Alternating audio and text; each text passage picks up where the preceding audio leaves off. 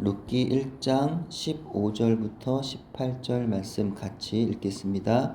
나오미가 또 이르되 보라 내 동서는 그의 백성과 그의 신들에게로 돌아가나니 너도 너의 동서를 따라 돌아가라 하니 룻이 이르되 내게 어머니를 떠나며 어머니를 따르지 말고 돌아가라 강권하지 마옵소서.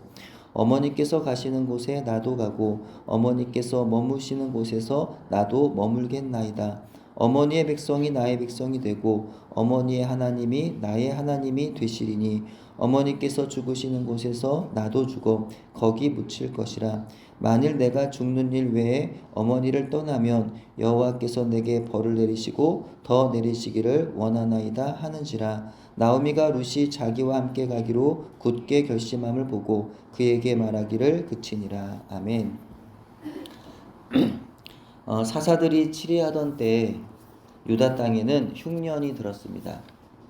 이에 베들레헴 에브라 사람 엘리멜렉은 아내와 두 아들을 데리고 모압으로 이주합니다. 거기 흉년을 피해서 잘 살려고 간 땅에서 그는 얼마 살지도 못하고 죽었고 두 아들 역시 머지않아 죽고 맙니다. 믿음의 사람은요, 믿음이 아닌 길을 선택하면서도 형통하기를 바라면 안 됩니다. 이거야말로 도둑심보인 거죠. 공부도 하지 않으면서 시험 잘 보게 해달라고 여러분 학창시절에 한 번쯤 기도해 본 적 있지 않습니까? 이거는 정말 성도의 기도가 아니었던 거죠. 열심히 일하지도 않으면서 많은 봉급을 받으려고 한다면, 하나님이 싫어하시는 직종의 변경을 하려 한다면, 심지어 죄를 지으면서 안 들키기를 바라며 살아간다면 이거는 성도의 모습은 아닙니다.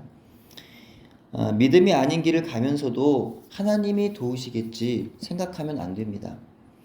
하나님이 기뻐하지 않으시는 길인 걸 뻔히 알면서도 무시하고 가면서 잘 되겠지 생각하는 것만큼 어리석은 것도 없습니다.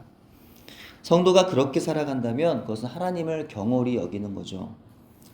부모 말을 거역하면서 부모에게 도와달라고 하면 부모가 도와주겠습니까? 혹 도와주더라도 양심 있으면 그럴 수 없는 겁니다. 물론 우리가 믿음이 아닌 길을 택했다고 하여서 반드시 하나님께서 징계하시는 것이라고 말할 수는 없어요. 내가 어려움을 당한다고 해서 하나님의 징계구나 라고 항상, 또 누군가 어려운 환난 가운데 있다 하여서 저 사람이 하나님이 징계하신 거야 라고 말할 수는 없습니다. 왜냐하면 사람이 당하는 고난에는 여러 가지 이유가 있기 때문이에요.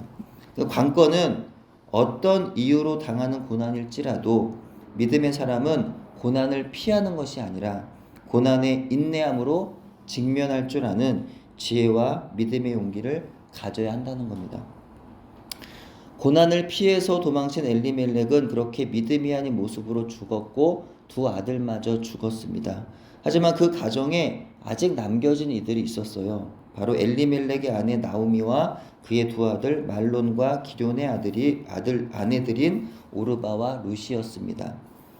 남편과 아들들을 잃은 나오미는 이제 그만 자기들 고향의 어머니 집으로 돌아가라고 두 며느리들에게 말하자 오르바는 울면서 어머니에게 입을 맞추고 돌아갔지만 룻은 어머니를 붙쫓았습니다. 그렇다면 룻은 자기 어머니 집으로 돌아가라는 나오미의 권면을 왜 뿌리쳤던 걸까요? 그녀의 고백에 그 이유가 담겨 있습니다.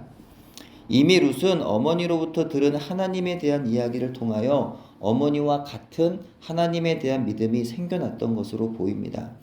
이방의 하나님을 알지 못하던 여자의 입에서 여호와 하나님에 대한 믿음의 고백이 나오기란 쉽지 않은 거죠. 하지만 그녀는 이미 이제는 하나님의 백성이 되어 있었습니다. 아마도 모압 여인 룻은 이스라엘의 남자를 만나 결혼하면서 시어머니가 된 나오미를 통하여 이스라엘의 하나님이 어떤 분이신지를 들었을 것입니다. 또한 어머니의 기도하시는 모습을 보기도 하였고 그녀의 믿음에서 나오는 삶을 지켜보기도 하였을 것입니다. 그러면서 하나님이 어떤 분이신지에 대한 것도 조금씩 알게 되었을 거예요. 그것은 우리가 살면서 비록 시작은 믿음이 아닌 선택이었을지라도 다시 믿음으로 회복할 수 있다는 것을 교훈해 주는 것입니다. 분명 엘리멜렉의 가정이 이스라엘을 떠나 모압으로 간 것은 믿음의 결정이 아니었어요. 따라서 엘리멜렉의 아들들이 모압의 여자들과 결혼한 것 역시도 믿음의 결정은 아니었을 겁니다. 하지만 나오미가 모압에서도 믿음으로 살아가게 되니까 모압 여인 룻이 어머니를 보고 믿음으로 나올 수가 있었던 것이죠. 오늘 우리도 살아가면서 때때로 잘못된 선택을 할 수도 있을 것입니다. 믿음이 아닌 행동을 할 수 있어요. 그러나 자기 잘못을 깨달았다면 그때부터라도 다시 믿음으로 돌아오면 됩니다. 그러면 하나님께서 거기서부터 다시 시작하게 하시는 거예요. 나의 실수와 허물과 죄로 지금 고난을 겪고 있을지라도 다시 하나님을 붙잡으면 광야의 길을, 사막에는 강을 내신 하나님께서 새 일을 행하여 주시리라 믿는 것입니다. 오늘날 성도의 결혼에 있어서도 불신 결혼은 하지 않는 것이 옳습니다. 불신 결혼으로 자기 신앙 지키기가 어렵기 때문이죠. 하지만 이미 불신 결혼을 했다고 한다면 이제라도 이전보다 더욱 순전하고 철저한 믿음으로 살아내야 합니다. 그럼 하나님께서 배우자를 구원으로 이끌어 주시는 거예요. 나오미의 가정처럼, 신약 성경의 고넬료처럼 나은 사람을 통하여 우리의 가정을 하나님은 구원하여 주시고 믿음의 가문으로의 첫 시작을 하도록 인도하여 주시는 것입니다. 오늘 본문에서 룻의 인상적인 고백이 있습니다. 어머니께서 죽으시는 곳에서 나도 죽어 거기 묻힐 것이라는 표현이에요. 누구나 고향에 대한, 그리고 부모님에 대한, 형제에 대한, 그리고 조국에 대한 그리움이 있을 거예요. 특히 한국을 떠나 있는 사람들 항상 그 고향에 대한, 어머니, 아버지 혹은 형제들에 대한 그 그리움이 항상 있는 거죠. 근데 룻의 말을 들어보면요, 그 어디에서도 그런 부분을 찾아볼 수가 없습니다. 자기 고향을 그리워하기는커녕 어머니 계시던 그 이스라엘 땅에 자기도 함께하여 자기도 그곳에 죽어 묻히겠다고 말하는 겁니다. 회사에서 직원을 채용하기 위해 면접할 때 지원자들이 흔히 하는 말들 가운데 저는 이 회사에 뼈를 묻겠습니다 라는 말이 있어요. 이는 매우 과장된 말로 면접관의 마음을 사기 위한 거짓 멘트라고 하면 감동이 없겠지만 진심 어린 말이라면 충분히 사람의 마음을 바꿀 수 있는 말이 될 것입니다. 나오미가 반드시 루시안 이 말 때문에 마음이 바뀌었던 것은 아니겠죠. 하지만 어느 정도 영향은 있지 않았을까요? 어쨌든 나오미는 룻의 확정된 믿음의 말을 듣고는 더 이상 돌아가라는 말을 하지 않게 됩니다. 룻이 했던 두 번째 인상적인 말은요, 어머니의 하나님이 나의 하나님이 되시리니 라는 고백입니다. 아내가 저로 하여금 가끔 서운하게 하는 말들이 있는데요. 그 중에 하나가 처갓집에 대해서 저는 한 치 건너 두 치라는 표현입니다. 물론 오랫동안 남남으로 살다가 결혼하여 가족을 이룬 것이 얼마 되지 않으니 아무래도 서로에게 낯설기도 하고 자기 부모 형제에게 하던 것과 같을 수는 없을 겁니다. 하지만 마음으로는 이미 결혼하면서부터 처가 식구들을 내 가족으로 여기고 있었는데 그 말은 저를 참 서운하게 만들었습니다. 어쩌면 룻이 나오미에게 했던 말도 이런 서운함이 담긴 표현 아니었을까요? 룻은 이미 나오미를 통하여 하나님이 누구신지를 알게 되었고 이미 그녀는 하나님을 자기 하나님으로 여기며 신앙생활을 해왔을 겁니다. 근데 어머니가 하는 말이 너 남편이 죽었지 않느냐? 너희 남편이 죽었으니 이제 너는 네가 섬기던 우상의 나라로 이제 돌아가도록 해라. 너는 하나님의 백성이 아니니 모압의 신의 백성이 아니냐? 그에게 돌아가라. 이런 말로 들렸을지도 모릅니다. 정말 그런 뜻이었다면 얼마나 룻은 서운했을까요? 하지만 룻에게 있어서 하나님은요, 이미 나의 하나님이었어요.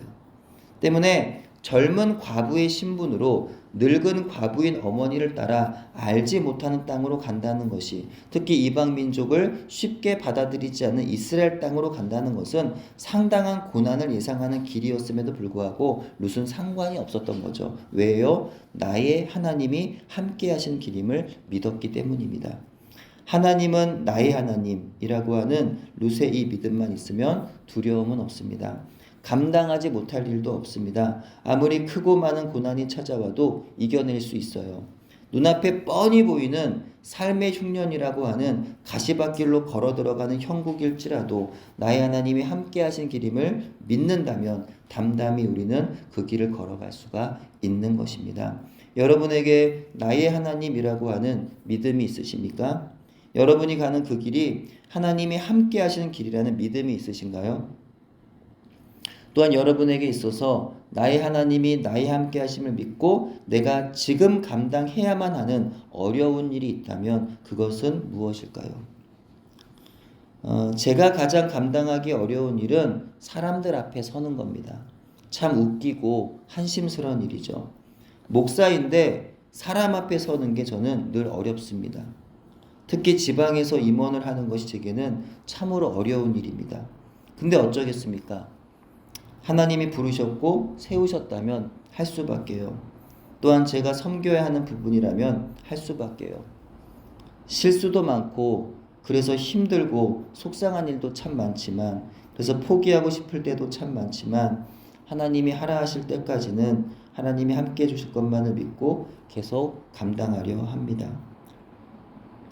가정적으로는 어머니께서 오래된 지병이 악화되셔서 많이 힘든 가운데 계시는데요. 그래서 형제들이 돌아가며 어머니의 간병을 하는데 이것이 여간 힘든 게 아닙니다.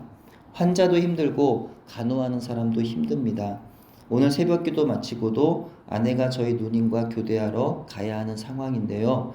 이렇게 2주 동안은 어머니가 돌아가시는 줄로만 알았는데 조금씩 또 여러분의 기도 덕분에 또 하나님의 은혜로 회복 중에 계십니다. 계속 중보의 기도 부탁을 드립니다. 여러분에게 있어서는 지금 감당하기 힘든 문제가 무엇인가요? 건강입니까? 물질입니까? 사람과의 관계입니까? 자녀 문제입니까? 혹시 지금 피하고만 싶은 인생의 흉년을 만나서 피할 길을 고민하고 있지 않으신가요? 그렇다고 한다면 저와 여러분의 선택이 믿음의 선택 되기를 소원합니다. 혹시 이미 믿음이 아닌 선택을 하고 살아가는 길이라고 한다면 이전의 잘못에 대해 후회하고 낙심하기보다는 이제부터라도 지금부터라도 온전한 믿음으로 살아가겠다고 결심하시고 하나님의 도우심을 구하시기를 부탁드립니다. 무엇보다 나의 하나님이라는 고백으로 하나님께서 함께 하심을 믿음으로 살아가시기를 부탁드립니다. 그 믿음 가지고 어차피 당해야 하는 고난이라고 한다면 지혜롭게 감당하고 인내로 내 앞에 놓인 문제들을 잘 이겨내는 저와 여러분 되기를 간절히 소원합니다. 아멘. 기도합니다.